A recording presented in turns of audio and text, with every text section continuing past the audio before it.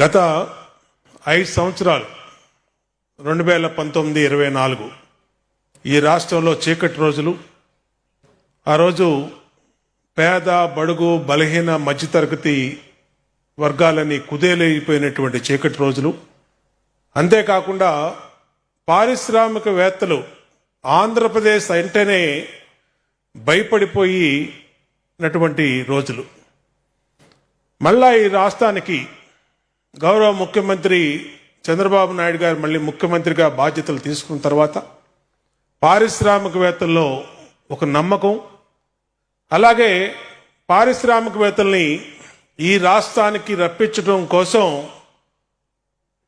గౌరవ ముఖ్యమంత్రి వర్యులు దేశ విదేశాల్లో అనేకమైనటువంటి సమ్మిట్లు నిర్వహించి అనేకమైనటువంటి కార్యక్రమాలు చేయటం వల్ల పారిశ్రామికవేత్త ఇన్వెస్టర్స్లో ఒక నమ్మకాన్ని కలిగించడం వల్ల భవిష్యత్తులో ఈ రాష్ట్రంలో మీ అందరికీ కూడా అన్ని రకాలుగా భద్రత ఉంటుందని ఒక కాన్ఫిడెన్స్ క్రియేట్ చేయడం వల్ల ఇవాళ 23 నెలల చంద్రబాబు నాయుడు గారి పరిపాలనలో 20 లక్షల కోట్లు పైబడి పెట్టుబడులు వచ్చినాయి అనే విషయాన్ని గర్వంగా ప్రకటిస్తా ఉన్నా.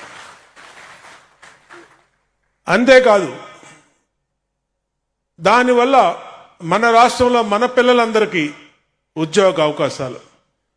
ఇవాళ 1,20,000 కోట్లతో విశాఖపట్నంలో డేటా సెంటర్ని మరి చంద్రబాబు నాయుడు గారు ఎన్నిసార్లు ఆ కార్యాలయం చుట్టూ తిరిగారో, ఎన్నిసార్లు వాళ్ళతో సమావేశాలు నిర్వహించారో, అలాగే బుల్లెట్ కంపెనీ, అలాగే అనేకమైన పరిశ్రమలు మన విశాఖపట్నంలో అతిపెద్ద స్టీల్ ఫ్యాక్టరీ ఇవన్నీ కూడా ఇవాళ రావటమే కాకుండా ప్రతి కుటుంబానికి ఒక పారిశ్రామికవేత్తను చేయాలి, ఒక ఎంటర్ప్రైనర్ ఉండాలి అని 175 నియోజకవర్గాల్లో ఎంఎస్ఎంఈ పార్కులు మొట్టమొదటి ఆలోచన చేసిన వ్యక్తి ఈ రాష్ట్ర ముఖ్యమంత్రి చంద్రబాబు నాయుడు గారు.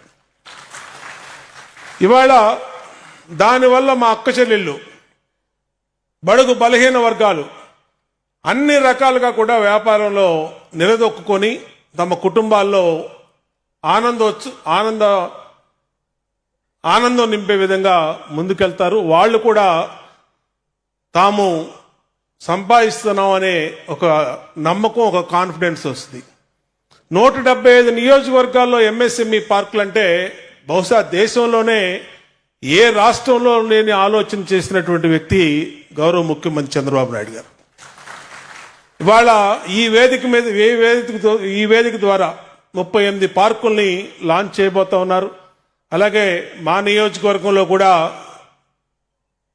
మొన్న శంకుస్థాపన చేసే వర్కులు స్టార్ట్ అయినాయి. అంటే ప్రతి కుటుంబంలో ఒక పారిశ్రామికవేత్తను తీసుకురావాలి. డ్వాక్రా మహిళలు కానీ, అలాగే మిగిలినటువంటి intermediate, 10th class, degree, engineering చేసినటువంటి మహిళలకు కానీ మగవాళ్ళకు కానీ వాళ్ళకి ఏదైనా కొంచెం స్కిల్స్ లోపాలుంటే స్కిల్ డెవలప్మెంట్ కార్పొరేషన్ ద్వారా వాళ్ళకి స్కిల్స్ని డెవలప్ చేయటమే కాకుండా గవర్నమెంట్ నుంచి సర్టిఫికెట్ ఇవ్వటమే కాకుండా వాళ్ళకి లోన్ సదుపాయాన్ని కూడా ఇవాళే ప్రకటించారు ఇందాక మంత్రి గారు. 10 లక్షల రూపాయల వరకు డ్వాక్రా మహిళలకి ఎటువంటి హామీ లేకుండా లోన్లు ఇస్తామని చెప్పినటువంటి ఏకైక రాష్ట్రం ఆంధ్రప్రదేశ్ అనే విషయం కూడా ఈ వేదిక ద్వారా గుర్తు చేస్తూ ఉన్నాం. అటు కేంద్రం ఇచ్చే పథకాలని గత ప్రభుత్వం అయితే వినియోగించుకోకుండా దాని మ్యాచింగ్ గ్రాంట్లని ఇవ్వకుండా వచ్చినటువంటి డబ్బుల్ని డైవర్ట్ చేయడం వల్ల చాలా ఫండ్స్ వెనక్కి వెళ్ళిపోయినాయి. కానీ ఇవాళ వెతికి ఏ స్కీమ్ ఉంది మన రాష్ట్ర ప్రజలకి మంచి చేయడానికి, ఈ రాష్ట్ర అభివృద్ధికి మంచి చేయడానికని ఇవాళ అనేక కార్యక్రమాలు చేయటం వల్ల రాష్ట్రంలోని మహిళలకు కానీ బడుగు బలహీన వర్గాలకు కానీ యువతకు కానీ అన్ని రకాలుగా అవకాశాలు వస్తూ ఉన్నాయి. ఈ ఎంఎస్ఎంఈ గ్రోత్ సమ్మిట్ ఇవాళ చాలా చారిత్రాత్మకమైనటువంటి దినం. దీన్ని ఈరోజు ఈ నియోజకవర్గంలో ప్రారంభించినందుకు మరొక్కసారి నియోజకవర్గ ప్రజల తరఫున, రాష్ట్ర ప్రజల తరఫున గౌరవ ముఖ్యమంత్రి చంద్రబాబు నాయుడు గారికి హృదయపూర్వక కృతజ్ఞతలు తెలియజేస్తూ ఒక చారిత్రాత్మకమైనటువంటి అంబేద్కర్ కళా వేదిక. మరి దీని గురించి కూడా చెప్పాలి. గత ప్రభుత్వం మొదలుపెట్టి మొండి గోడలతో కమిషన్లు తీసుకొని వెళ్ళిపోయారు.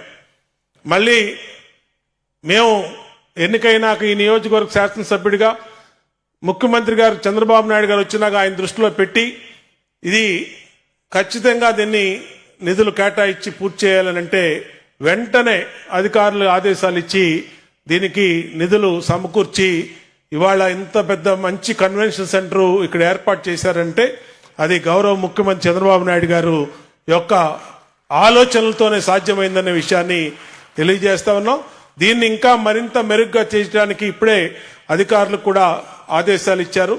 వారి ఆదేశాల ప్రకారం దీన్ని రాబోయే రోజుల్లో ఒక మంచి సెంటర్గా దీన్ని అన్ని రకాలుగా ముందుకు తీసుకెళ్లేదానికి తోడ్పడతామని కూడా తెలియజేసుకుంటూ మరొకసారి ముఖ్యమంత్రి చంద్రబాబు నాయుడు గారికి కృతజ్ఞతలు తెలియజేస్తూ మీ అందరికీ నమస్కారం తెలియజేసి సెలవు తీసుకుంటాం.